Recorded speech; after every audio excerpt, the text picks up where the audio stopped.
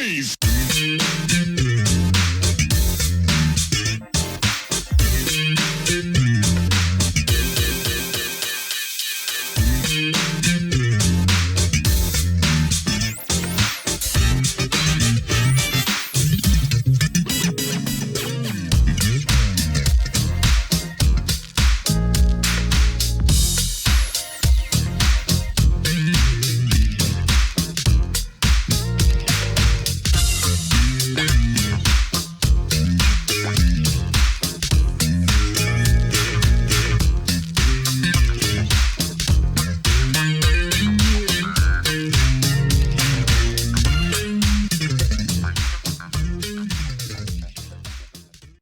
Welcome back to the next part of this Truth and Rhythm episode.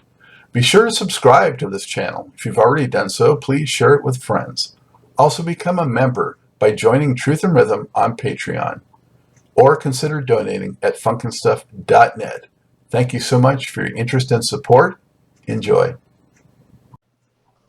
So you were playing mostly like rhythm guitar. Did you get any lead spots? I got a few lead spots. You know, I was just holding it down for the most part. It was just so many leads up there, you know. But they gave me a few shots. They gave me a few spots. And the thing about me is that, like, although I'm talking a lot, I don't really talk about what I do a lot. So people don't really know. So they think, you know, he's not, you know, what do they have him for, or just whatever, you know. These are things that I've experienced over the years. And then they give you the opportunity, because I would always stay ready just in case, you know what I mean? And let it rip and shred it up. Like I can get on with the best of them. You know, because there's no way that I'm not going to be able to hold mine down after being around them. Like being around Blackbird every night and being around Michael Hampton every night, some of the greatest musicians in the world. I'm not just like, I wasn't just like carrying the bats. You know what I mean? I can hold mine down. I mean, they taught me that way. They taught me that. You know, so well, and I've seen, you it's know, still a lot to learn, though. You know, I'm always open to learning, you know, but I can hold it. Yeah, I bet you could. I mean, because I've seen, you know, your clips of doing things like Red Hot Mama and stuff like that. So, yeah, Oh yeah, you can hold it down for sure. Yeah. Thanks to them. You know. Yeah. Yeah. Yeah. Wow. So while you were doing that and touring with them, were you still writing songs for other people and stuff like that, or did you kind of put that on hold? I kind of put that on hold a little bit, and I always I love to write, you know, period, you know, but I was really just trying to do my own thing, you know, because sometimes it takes a lot to, like, you know, when you're producing somebody else. You know, it has to be really something that I really, really like to do, the project.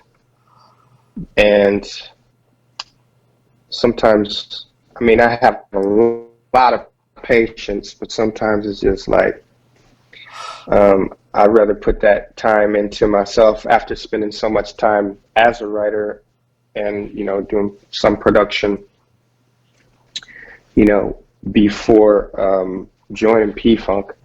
So it actually, P-Funk gave me the opportunity to hone my craft and tighten up as a performer. And that's something that I really wanted to do. But now I'm really starting to do some writing for other people because I really love it. You know, I like writing, you know, but when I was out there with them, I think I may have done a few things on the side for different people, or they have me play something on their records or something like that. You know?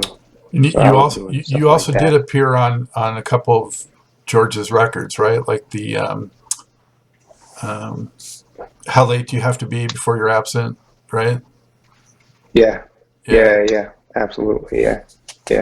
And I went to the Gangsters of Love.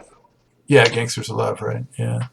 So Hmm. I think the one was like 2005, and then that one was 2008, I think. Hmm. Yeah, I remember they did Yeah. a signing, a release thing at Tower Records on Sunset Boulevard in Los Angeles, and George and Gary and all those guys were there. I don't know if Hmm. you were present for that. I, I think I was there. I was there, so maybe I saw I you think I was there. there. Yeah, Uh, yeah. I think I was there. Yeah, so that might have been one place where I we remember crossed that. paths. But Yeah, I think that was the last time Tower was on the way out then, huh? well, Even it's back out then, now, right? which is a shame. I mean, that was such a great spot. Yeah, yeah, yeah. It was definitely a place to. Yeah. What you mentioned about putting things in a book, but while you're here with us right now, is there one or two like really unforgettable um, shows or experiences with P-Funk that just are prominent in your mind that you could just share real quick? There's a bunch of them, but one I can think of. There was a time when we were playing with Tommy Lee, Motley Crue. That was pretty cool. Um, and then Prince was cool. Just being on stage with Prince and Alicia Keys. That was pretty cool. Where was There's that? a bunch of that was at this place somewhere in New York, NYC. I can't think of the name of it, the place. I think it was, I don't know if it was a World Wrestling, I don't know, some place. I can find out, but I don't really know off the top of my head. Did, But that was pretty cool. did you get to interact with Prince at all? Yeah, I did. I remember, I'm going to put that in my book. But it was pretty cool. It was a pretty cool interaction between me and him.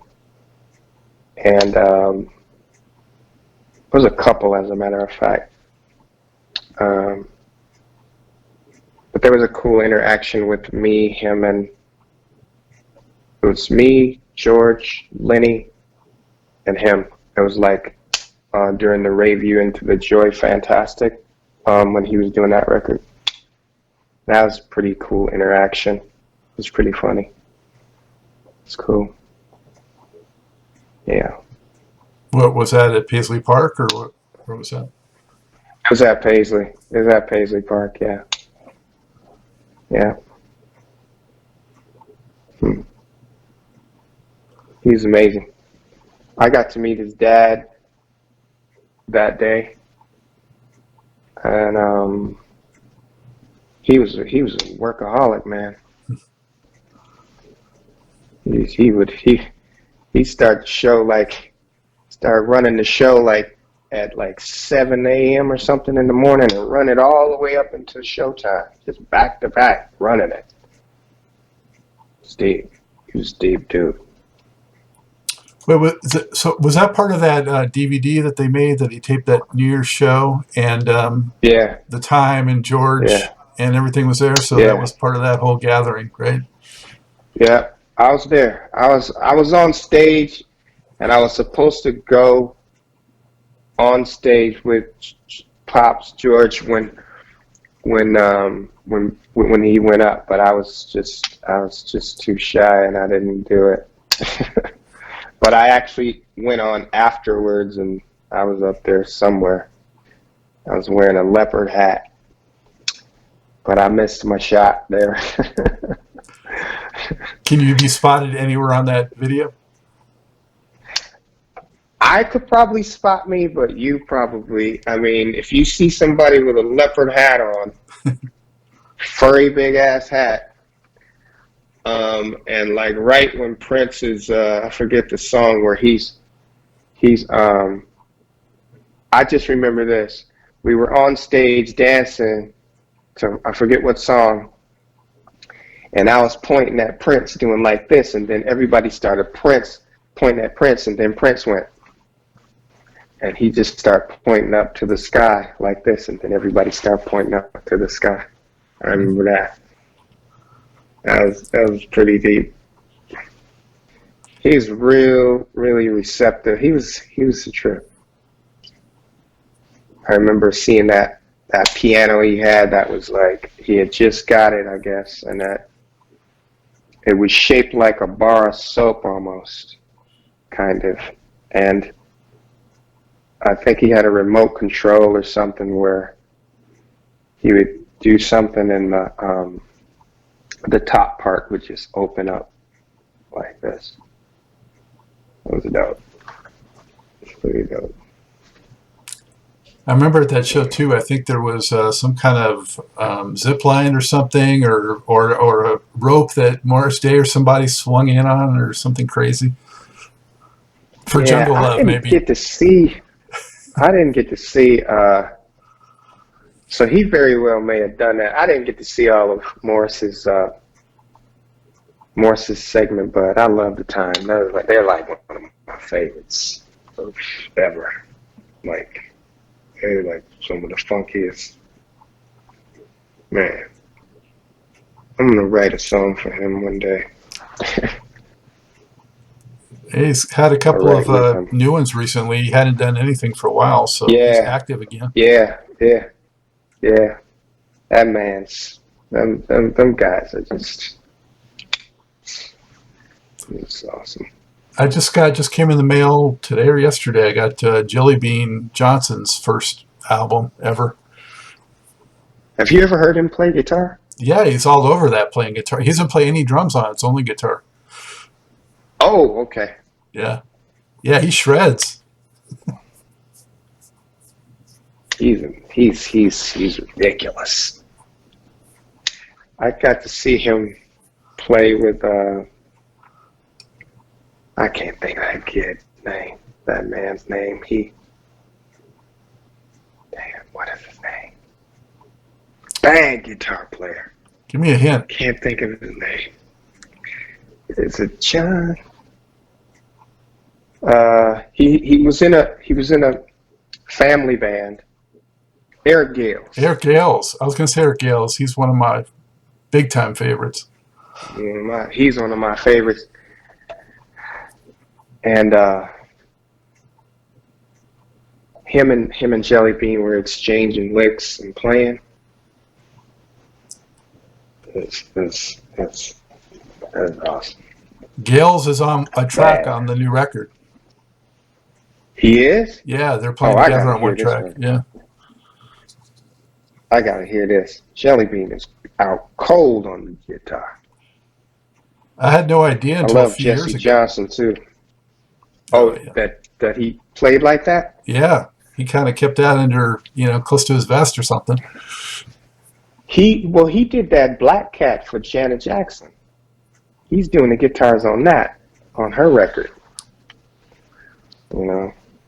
He's pretty sick. Yeah. Jesse, I like Jesse. I wish Jesse would make another record. As a matter of fact, he went out with that. When we got to it, I mean, may as well talk about it now, about Dance on the Mothership. Mm-hmm. What came to mind, with that record, to me, was Jesse Johnson. Just, the kind of stuff that he's done on his own, like Verbal Penetration and a couple of the records that he's done where he's like really all over the place, doing a lot of variety, a lot of great guitar, and, just kind of, I don't know, it made me think of Jesse, but yeah. Yeah. I mean, he's a heavy influence. All of those guys, like I love them. I love their work. That's just, and man, definitely. If you heard any influence, they definitely influenced and inspired you. I love that record. So congratulations on doing that in Thank you. 2012. Yeah. For those who Yeah, haven't heard it, man, it's really got great variety of stuff: rock, funk, some mellow stuff, and just I think it's impressive, man. It's a little tour de force. thank you. Yeah. Thank you. Thank you. Thank you so much. Yeah. Did it Well, work out as you had envisioned and hoped for? And how do you feel about that project? absolutely. I feel really great about it. I mean, I learned a lot. I learned, some things that you know, I want to do different, and but I was at a space where I could like actually kind of concentrate and focus with no interruptions, and so I was able to just cut, no interruptions, totally quiet, no phone, no nothing, and just like go. And I really got invested in that, like, and it was fun. And played everything, played all the instruments, and except for the horns and stuff like that. But and I had a few background singers come in and sing, but I played all of that stuff myself, and it was. I can't wait to put out the newer music that I'm working on now. It's been so long; it's almost got like a quadruple album or something. When you had George made an appearance on that DOTMS too, and Oh yeah. um, but I got to Hmm. mention a few of my favorites, if that's cool.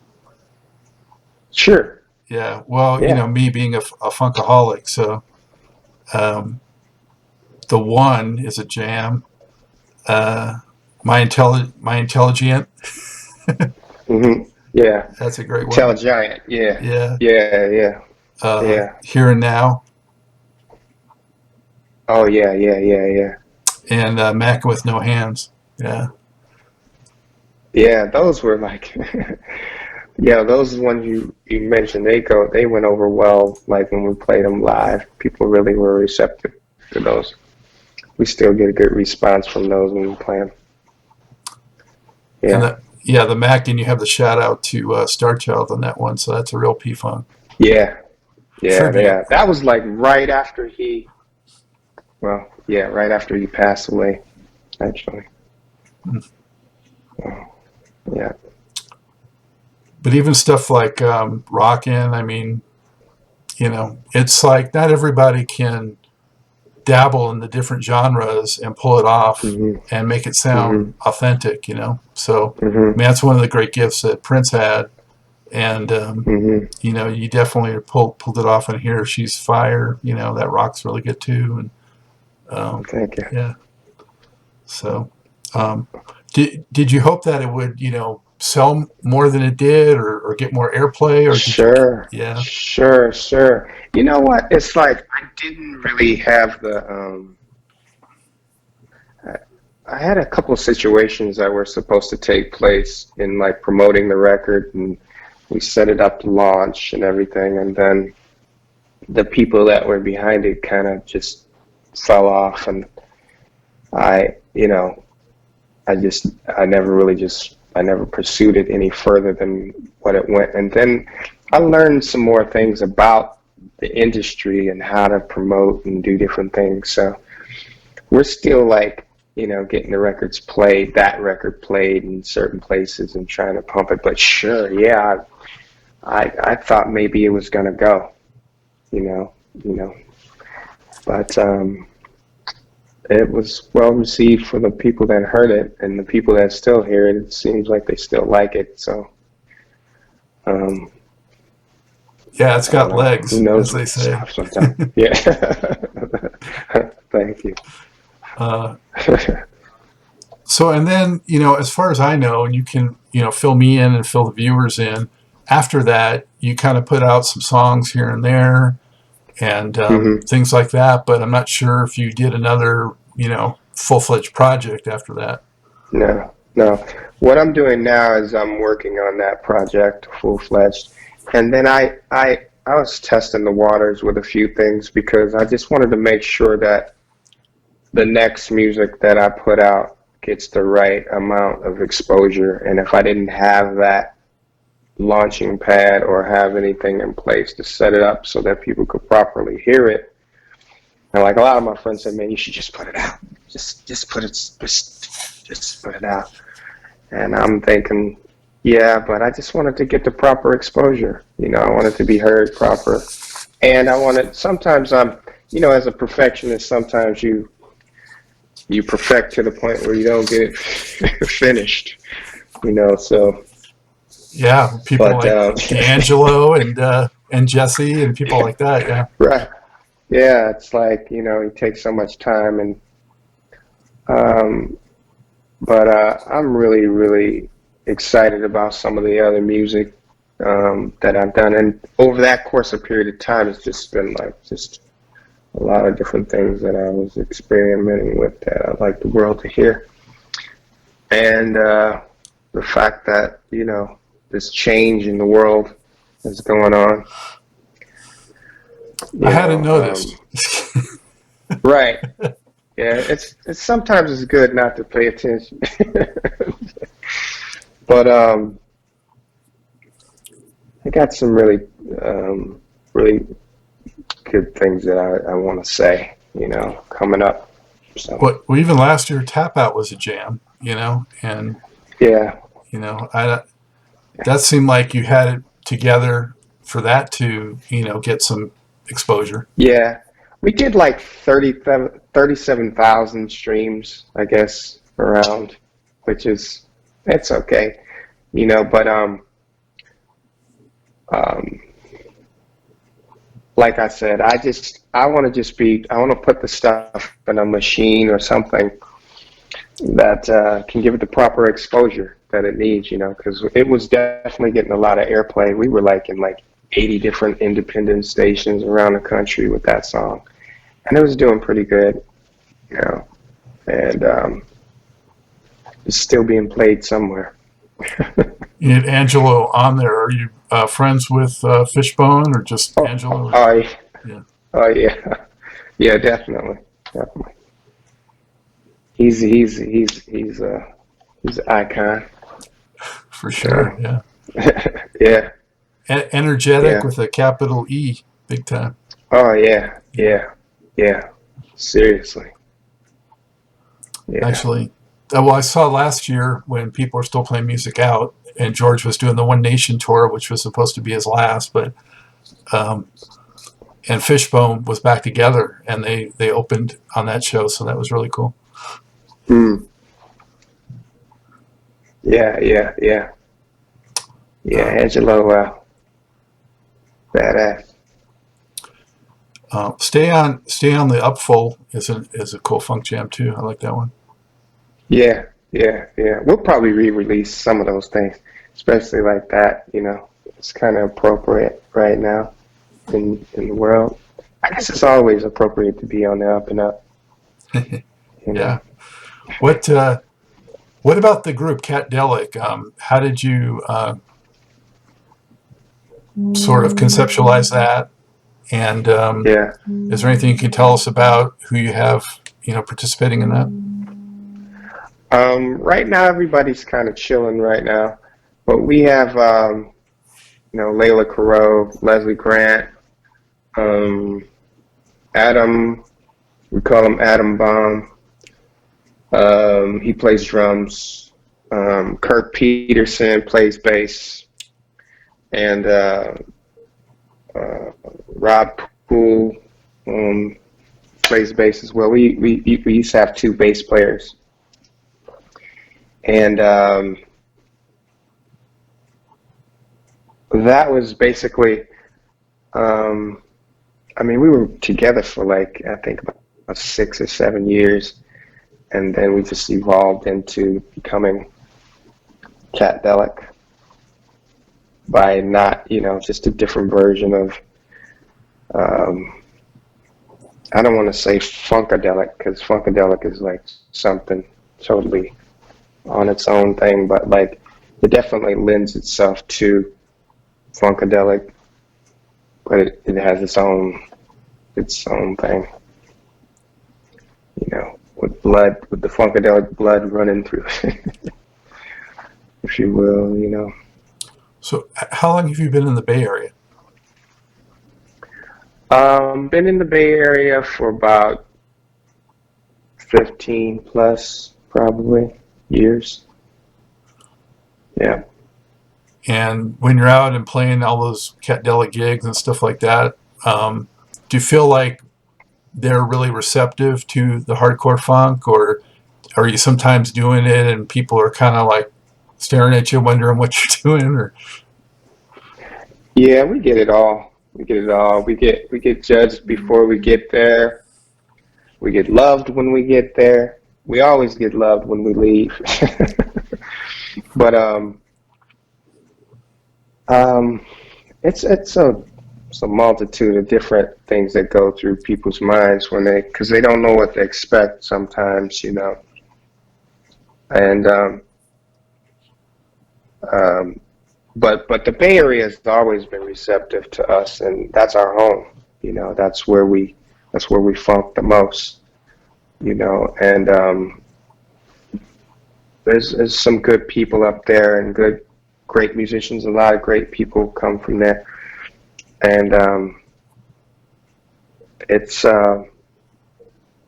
it's been a great little run. It's definitely before this COVID stuff, and we love our Santa Cruz.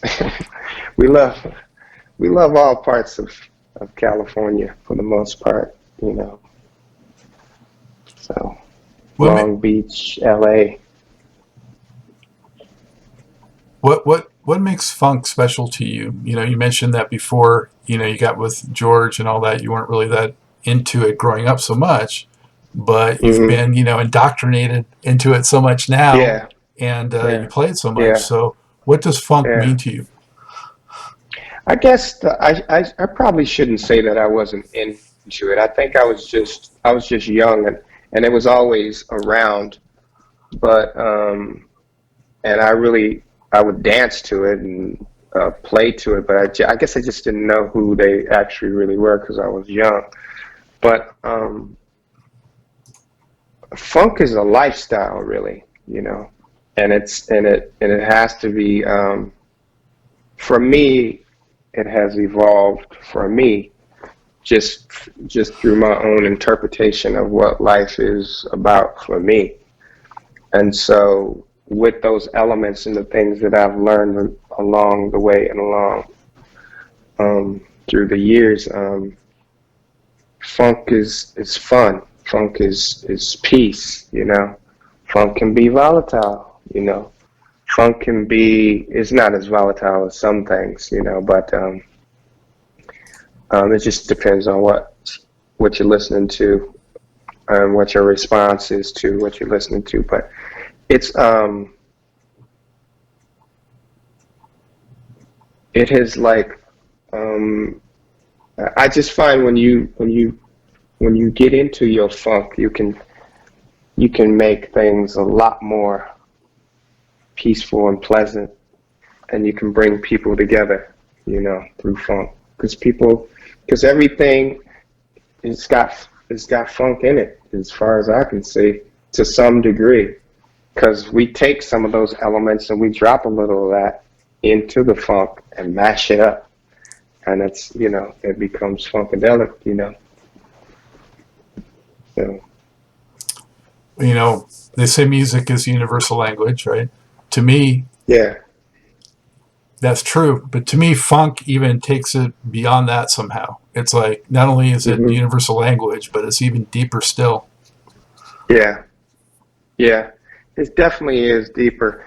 I mean, it's a phenomenon. It's a phenomenon of music, and your funk can protect you. You know what I mean? It's just all left into the interpretation. You know, what you bring to the funk. You know, and then what you churn out is your funk. You know what I mean? Your interpretation, because you know this musician's interpretation of funk might not be the same as mine, or we might meet eye to eye on this particular song, but then I might expand on that, because I think that's what they really wanted us to do when they were teaching us. how to play and do different things, is to take these things and expand and make them better, make them brighter. Not that they need to be better, but I'm just saying, like, take them further than where we could take them, and then call us to come along, if you can, so we can continue, doing it, and it just continues to evolve into, being beautiful, Yeah. So it's definitely a lifestyle, Hey, so how can viewers and listeners best keep up with what you might have in the pipeline, and keep up with RonKat and Katdelic and all that? If they go to my Instagram, they can hit me on there. Go to the RonKat. What is my Instagram? I don't know what it is. I think it's Cat Delic. That's my Instagram, I believe. And then if you go to ronkat.net, might need to be updated. I've kind of fallen off the social media since this COVID stuff. I haven't really been like keeping up with a lot, and just I've been making new music, and it's time to do like a little overhaul and stuff. But that's a good way. Just go to Katdelic. It's Ronald Spearman. Katdelic. That's the Instagram. That's a good way to keep up with me. And so should we expect to see some new music, like an actual project, in 2021? Yes, pretty soon. Yeah, definitely. We're doing a couple of different things. We're doing a couple of projects with a host of people for Netflix coming up. And I can keep you posted on that. We'll be coming the first of the year. It's a Feed the World project. We just released like a little PSA kind of video. It's called Don't Bully. Don't Bully. I saw the video, yeah. Yeah, it's for kids. But the rest of the music will be coming out like the second part of the first of the year. We'll definitely look forward to that. It's about time, man. It's about funkin' time, as they say. Yeah. It's about funkin' time. That should be a song. It's about funkin' time for real. Yeah.